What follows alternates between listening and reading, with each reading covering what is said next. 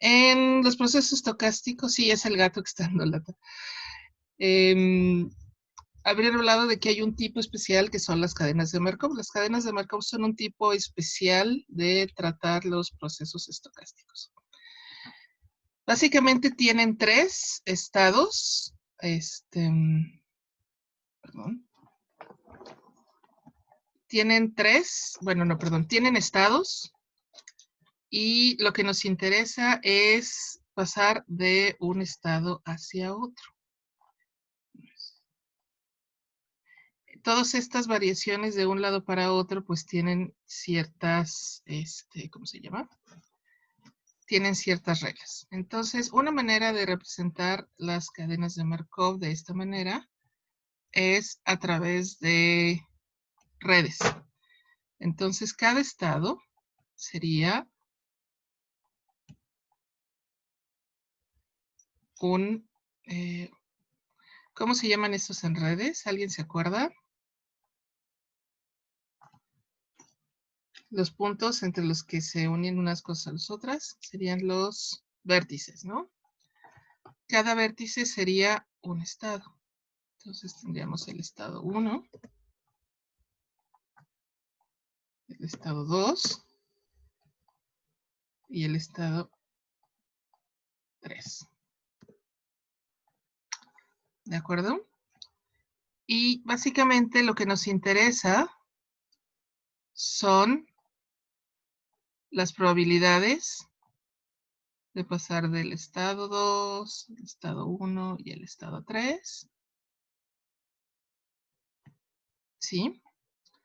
También nos interesa el que sea al revés, 3 a 2, 2 a 1 y 1 a 3. Y esta sería una manera de describir a las cadenas de Markov. Como los procesos estocásticos, como decía en alguno de los videos, todos estos estados serían mutuamente excluyentes. ¿Sí? O sea, no puedo estar en 1 y en 2 al mismo tiempo. Vamos a ver si me deja, porque este está medio raro. No, este no me deja.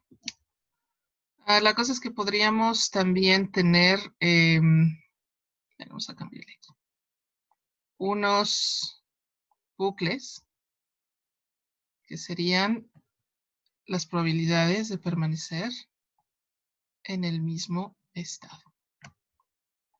¿Ok? Medio feo, pero ya quedó. Bien. Entonces, a la probabilidad de pasar del estado 1 al estado 2 se le llama P1, 2. ¿Ok? La probabilidad de quedarse en el estado 1 sería P1, 1. La probabilidad de pasar de 2 a 1 sería la P2, 1. Entonces, básicamente, ¿qué significan estos subíndices? Básicamente son la probabilidad de pasar del estado 1, que sería, vamos a ponerlo un poco, sería esta probabilidad, ¿no? El primer subíndice indica de dónde hacia dónde. ¿Ok? Entonces, de esta manera, ¿cómo se llamaría? Los leo la probabilidad de ir del estado 2 al estado 3. Los leo. P23, exactamente. Muy bien, Mauricio. Muy bien, Juan Carlos. Muy bien, Annalí. Sería la P23. Esto se pone en subíndice, solo que pues ya se imaginarán. Así es, Manuel Jesús. Aquí sería P33, ¿no? La probabilidad de quedarse en 3. Y aquí tendríamos la probabilidad de pasar de 3 a 1. Bien. Entonces, estamos hablando de estados mutuamente excluyentes y existen dos tipos de cadenas de Markov. Una es donde el tiempo se considera como discreto Y otra es donde se considera el tiempo como continuo. Primero vamos a ver la parte donde el tiempo es discreto, ¿sí? Todas estas probabilidades tienen algunas propiedades. ¿Y qué puedo hacer con estas para ponerlas en orden? Básicamente las puedo ordenar en una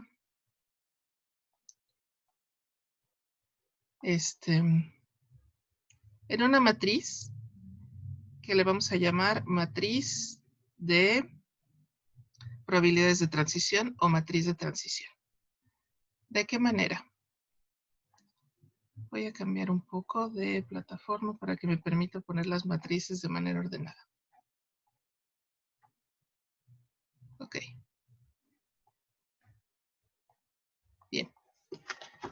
Entonces vamos a plantear esas probabilidades en una matriz de transición. Ok. Entonces básicamente, ¿alcanzan a ver bien? Me lo voy a poner un poco de zoom para que lo vean mejor.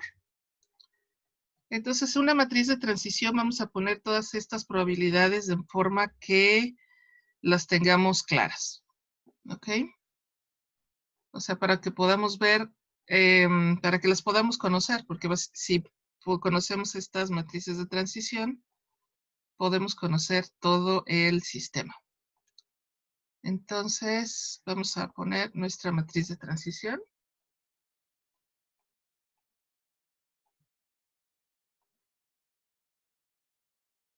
Y vamos a ver, primero vamos a poner un corchete. Y luego vamos a poner esto. Ok.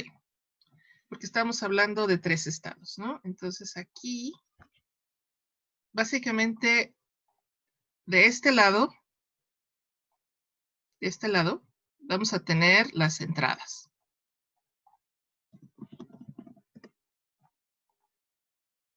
Y de este lado, vamos a tener, digamos, hacia dónde va.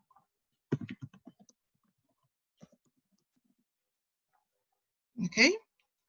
Entonces, básicamente, aquí tendríamos el primer estado. Aquí tendríamos el estado 1. El estado 1, el estado 2 y el estado 3, ¿sí? E irían hacia el estado 1, el estado 2 y hacia el estado 3. ¿Cómo se ve esto? Aquí tendríamos entonces nuestra P. Vamos a ponerlo más bonito, con un subíndice. Tendríamos nuestra P 1, 1. ¿Ok? Aquí tendríamos nuestra P.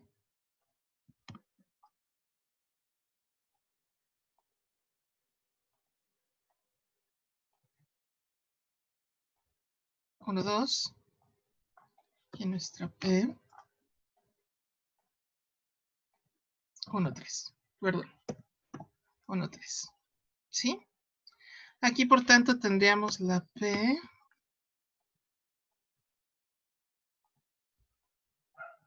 1, 2. Aquí tendríamos la P 2, 2. O sea, sería la probabilidad de quedarse en el estado 2. Aquí tendríamos la probabilidad de ir del estado, perdón, aquí estoy equivocada. Aquí sería del estado 2 al estado 1. Y aquí tendríamos la probabilidad de estar del estado 2 pasar al estado 3. Y acá tendríamos la probabilidad de pasar del estado 3 al estado 1. Del 3 al 1. Acá tendríamos la probabilidad de estar del 3 al 2. Y aquí tendríamos la probabilidad de estar desde la 3 hasta la 3. ¿Okay? Entonces, nuestra diagonal principal serían la probabilidad de quedarse en el estado donde estamos. Y el resto es la probabilidad de pasar de un estado a otro. ¿De acuerdo? Hasta ahí vamos bien. Entonces, estas probabilidades tienen unas propiedades. Entonces, recordemos si son mutuamente excluyentes en probabilidad, ¿qué significaba eso? Los leo. ¿Alguien los recuerda?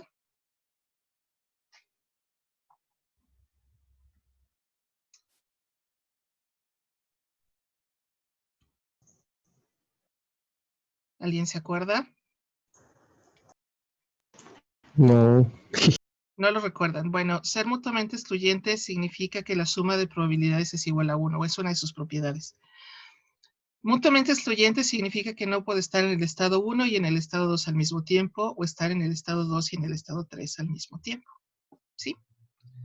Bueno, a esta primera matriz de transición, que tenemos las probabilidades en crudo, se le llama la matriz de transición de un paso.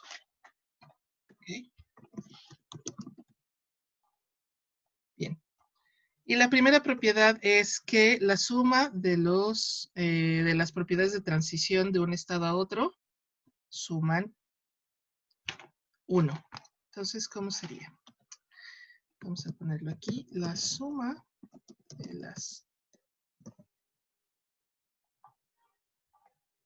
las probabilidades de pasar de un estado a, digamos, ¿qué será? A los otros, o permanecer en sí mismo, suman 1. Básicamente quiere decir esto, que los renglones suman 1. ¿Ok? ¿Qué otra propiedad tenemos? Esa sería la básica de las propiedades matrices de transición. ¿Ok? Ahora, entonces, ¿qué significa? Que puedo pasar de un estado para conocer si el estado de un sistema está en... Bueno, me falta tal vez explicarles algo. La otra manera es saber en qué, ¿cómo se llama? ¿En qué estado está el sistema? Entonces, eso se puede conocer con un vector. Se llama vector de estado. ¿Ok? Y básicamente ese vector de estado lo que hace es que representa las probabilidades de que un sistema que se puede representar como una cadena de Markov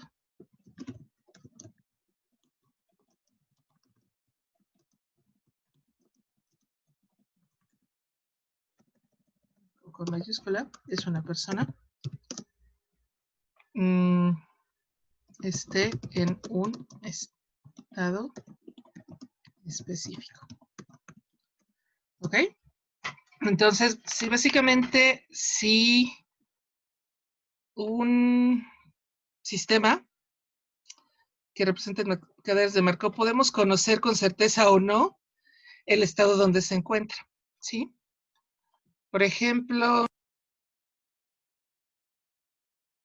presentar el clima como una cadena de Markov, ¿no? Tenemos estados que vamos a definir como lluvia, nublado y despejado, ¿no? Entonces la pregunta es, ¿cuál es el clima de mañana? Y en teoría tendríamos algunas probabilidades. Y esas probabilidades las podríamos expresar a través de el vector de estado, ¿ok? Entonces, ¿cómo se representa este vector? Este vector se representa a través de la letra pi, ¿ok? Entonces vamos a escribirlo otra vez. Entonces tenemos un vector de estado que también estaría pi, es el vector de estado y está compuesto por las probabilidades de estado. Entonces tendríamos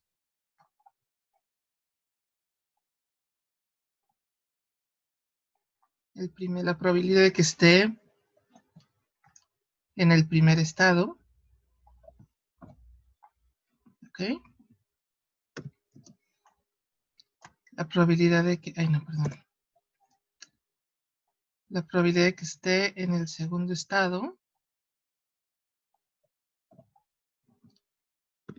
Y finalmente, la probabilidad de que esté en el tercer estado. ¿Ok? Ahora, este puede ser un vector de condiciones iniciales, ¿no? Por ejemplo, podemos tener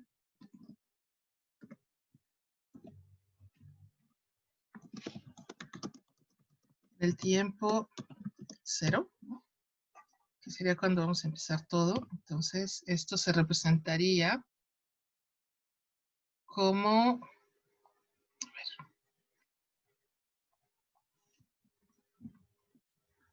como pi 0, ¿no? Tendríamos un subíndice por acá. No lo veo. Entonces sería el pi 0. ¿Ok? Ahora, ¿qué pasa si estamos seguros del estado del sistema? Por ejemplo, el día de hoy, me voy a asomar por aquí por la ventana. El día de hoy no hay, hoy está despejado, ¿sí? Entonces, vamos a suponer que si se conoce el estado del sistema, entonces, ¿qué pasa con eso? La probabilidad de que esté en el estado que determinamos es 1. Otra propiedad de los vectores de estado, como los estados son mutuamente excluyentes, los componentes del vector estado también suman 1.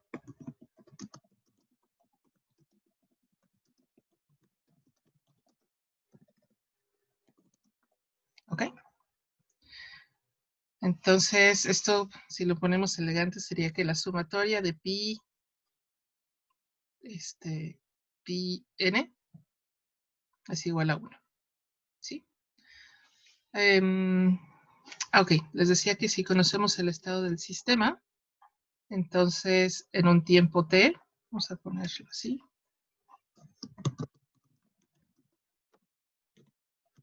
Entonces, el valor del vector relacionado con ese estado es 1 y el resto es 0. Ejemplo, el sistema está en el estado 2. Vamos a poner más para arriba para que lo vean mejor. Entonces, ¿cómo se ve esto? Entonces, básicamente, mi vector pi es igual a, la probabilidad está en el estado 1 es 0, la probabilidad está en el estado 2 pues es 1, y la probabilidad de estar en el estado 3 sería 0. ¿Ok? Se vería así. ¿Alguna pregunta? ¿Duda hasta acá?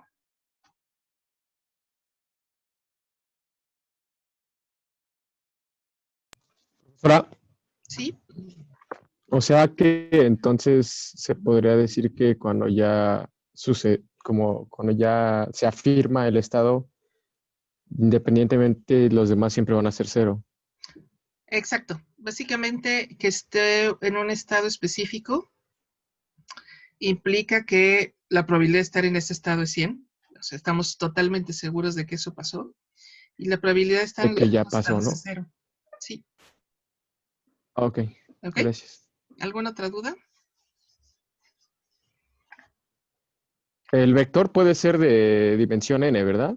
Así es. Nada más estoy usando 3 como un ejemplo, pero puede ser de 2 en adelante. Gracias. Si tenemos un vector de 1, quiere decir que el sistema no tendría más que un solo estado, entonces pues, no tendría sentido nada de lo de cadenas de Markov. ¿Ok? Representarlo así. O sea, si tenemos un sistema determinístico que siempre está en el mismo estado, entonces no evolucionaría. ¿Ok? Bien. Entonces la siguiente pregunta es, ¿para qué me sirven las cadenas de Markov? Me sirven para verificar cómo va evolucionando el sistema. Entonces, básicamente, esto significa que lo que yo necesito saber, ¿no? Generalmente la matriz de transición, esta cosa, que se representa con la letra P,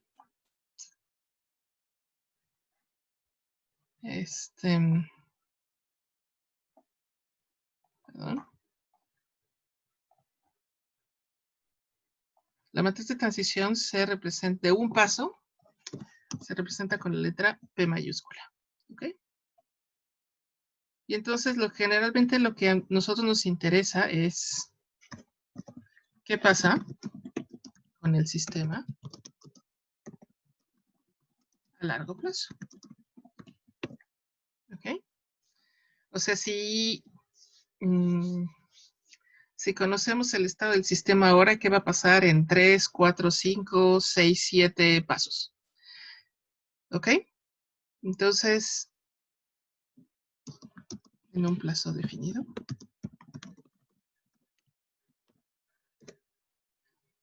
Entonces, ¿cómo se estima esto? Básicamente, esto se estima a través de la siguiente ecuación.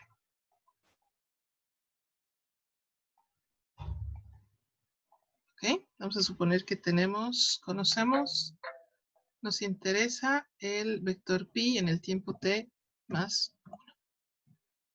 ¿Ok? ¿Y esto cómo lo voy a calcular? Básicamente lo calculo a partir de el vector pi en el tiempo t y lo multiplico por la matriz de transición. ¿Ok? Y esto sería una matriz de transición. Bueno, así puedo estimar el estado, el estado del sistema en el siguiente paso. ¿Ok? Bien, entonces, ¿qué pasa si necesito en el siguiente paso? Voy a hacer un poco de trampa y voy a copiarlo por acá. Entonces, ¿qué pasa si quiero el sistema en el tiempo 2? Ah, pues muy fácil.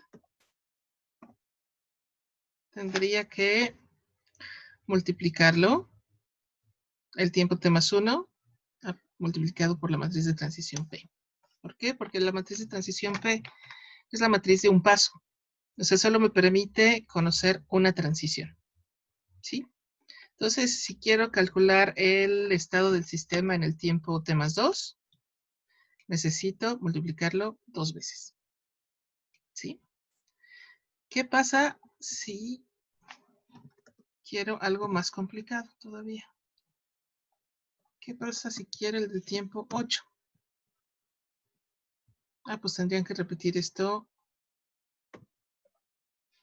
7 veces. Y no sé, ¿a ustedes les suena como que esto es práctico? Como que no, ¿no? Como que debe haber alguna manera de hacerlo mejor, ¿sí? De manera más eficiente. ¿Ok? Y entonces, ¿existirá una manera de hacerlo más eficiente?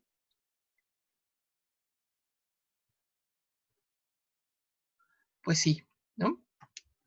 Y básicamente aquí es donde entran unas cosas que se llaman las ecuaciones de Chapman-Kolmogorov. Y de manera simplificada, las ecuaciones de Chapman-Kolmogorov nos indican que para evitarnos tantos pasos, podemos simplificarlo elevando la matriz de transición P al número de pasos que nosotros necesitemos. Entonces, ¿qué significa esto? ¿Cómo lo vamos a poner? Ok, déjenme ponerlo acá. Supongamos que ustedes necesitan N, bueno, no voy a poner otro nombre, M, y tienen el estado en el tiempo T. Entonces, ¿qué es lo que se hace? Básicamente lo que vamos a hacer es que a esta matriz, ¿no? Que es una matriz cuadrada, la vamos a... No se deja, no se deja.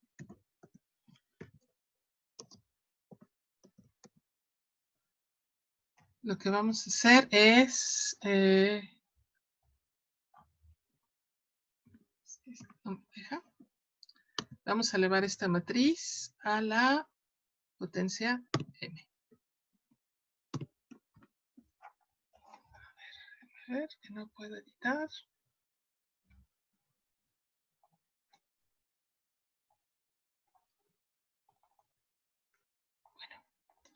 Vamos a ver, vamos a En insertar. ecuación Sí. y... No, está bien, lo que pasa es que no me lo muestra, el...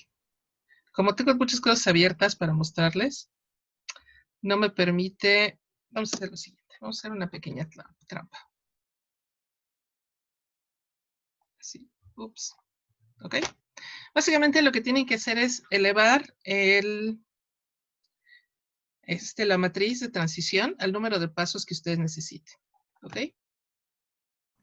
Profesora, Entonces, ¿podría repetir lo que dijo al principio ¿cuál de todas las de cosas, perdón? lo que dijo que para poder evitar eso bastaba con elevar Ok, como la lo que definición, por se así hace decirlo? es que vamos a elevar la matriz de transición, o sea, la vamos a multiplicar por sí misma, al número de pasos que necesitemos. Entonces, este no me permite escribir, pero lo vamos a escribir aquí abajo. Supongamos que necesitamos elevar, conocer el paso 3, ¿sí? Entonces,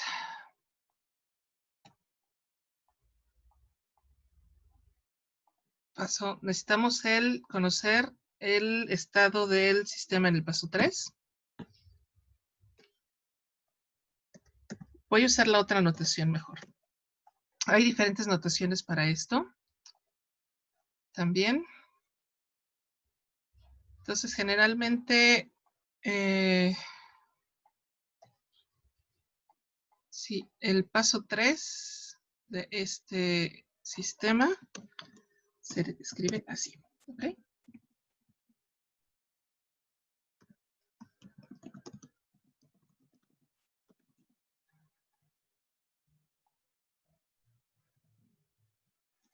Ya me hizo lo mismo, ok. Vamos de nuevo.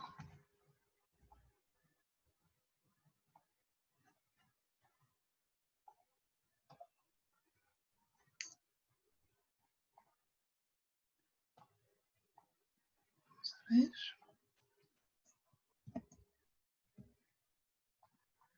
Entonces, vamos de nuevo. La notación entonces sería así, ¿sí? Aquí 3. Y solo tengo la matriz de transición de un paso. Entonces puedo hacer dos. Hay dos maneras de obtenerlo. Entonces sería a partir del estado 0. ¿Qué pasa con esto? Bueno.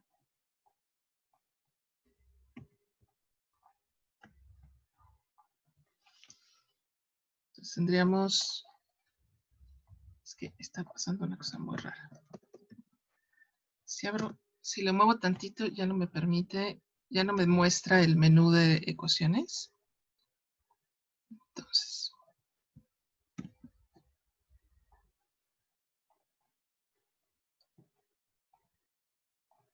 Entonces tendría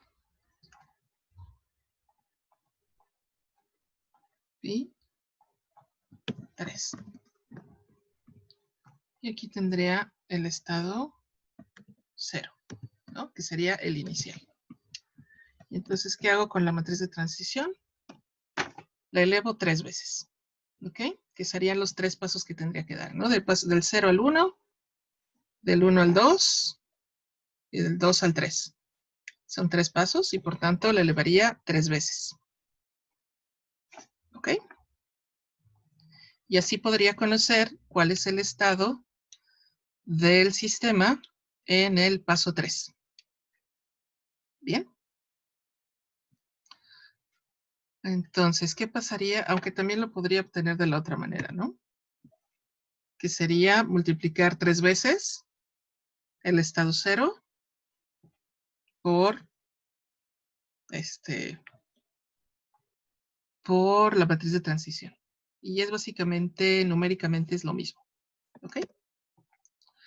Entonces, ¿dudas hasta acá?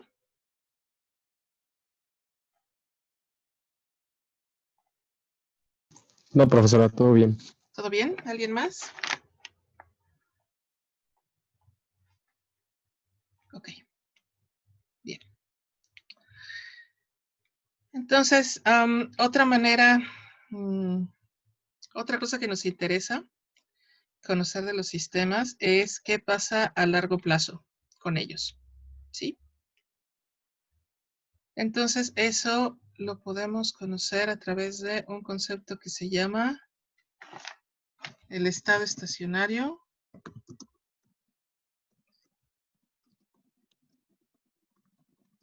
o estado estable. ¿Ok? Básicamente queremos saber qué pasa a largo plazo con este sistema. Y entonces, básicamente sería, lo podemos definir como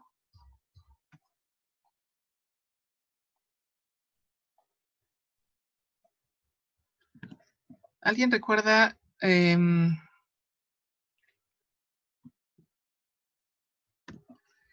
qué significa en matemáticas, en ecuaciones diferenciales, cómo sería, o en qué sería un punto,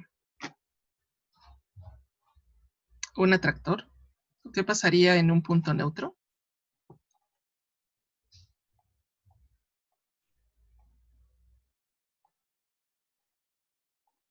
¿Los leo o no se acuerdan de nada de eso?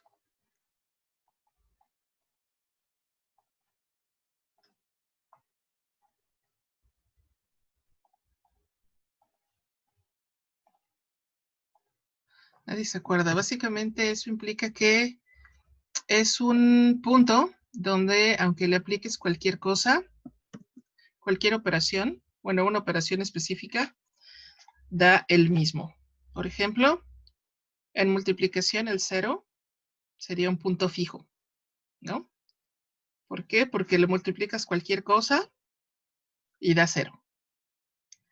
¿O qué otra cosa?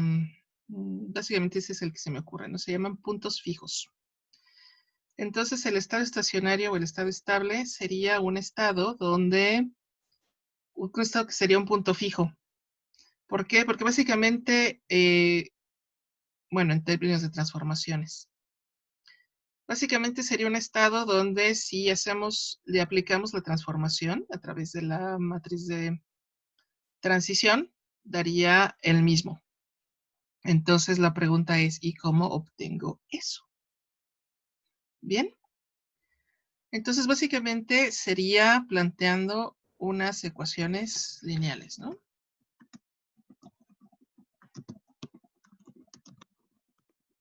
Ahora la pregunta es, ¿todos los estados tendrán un estado estable? Y la respuesta es no. Todos los sistemas tienen un estado estable. ¿Cuáles sí? Aquí vienen dos, básicamente hay dos definiciones que veremos después. Maestra, yo tengo una duda aquí. Sí. Si tenemos un estado estacionario y se multiplicaría por 1, ¿no sería también un estado estable? No te entendí. ¿Me podrías repetir la pregunta, Sara? Sí, es que según yo, el elemento neutro al menos sería multiplicar todo por 1. ¿Por qué es que no tendría un estado estable? No, escucha, no sería un elemento neutro, es ser un punto fijo. Un Ok. punto fijo es al que le aplicas una transformación y da el mismo. ¿Ok? Entonces no es un elemento neutro, es un punto fijo. Ok, gracias. ¿Ok? Sí, es una pequeña diferencia, pero importante. Entonces, básicamente es, si le aplico la transformación, me da el mismo. Pero no todos los sistemas tienen un estado estable. ¿Cuáles sí? Los que sí tienen, definitivamente, es si el sistema se llama ergódico. Bueno, la matriz de transición es ergódica. Todos sus estados son recurrentes. Existe el estado estable. ¿Okay? No todos los, digamos, sí es ergódica y todos los estados son recurrentes. Veremos un poquito más adelante qué es una matriz ergódica y qué son estados recurrentes, entonces existe el estado estable. Ahora, si no es así, puede que tenga o puede que no. ¿Sí? Pero si es ergódica y todos los estados son recurrentes, entonces existe el estado estable. ¿Bien? Y entonces, ¿cómo lo voy a encontrar? Pues básicamente tendría que plantear un sistema lineal de ecuaciones porque no conozco los elementos del vector estable. Y así podría encontrar sus valores y el estado estable. Y además tendría que agregando una propiedad de los vectores de estado.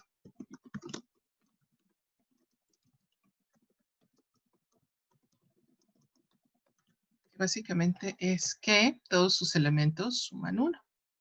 ¿Ok? Entonces, tendría que ser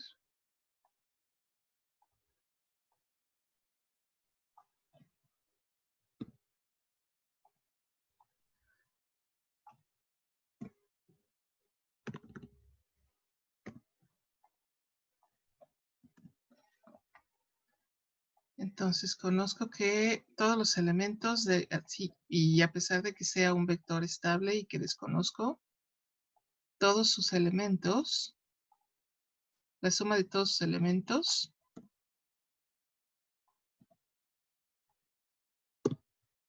sumarían 1.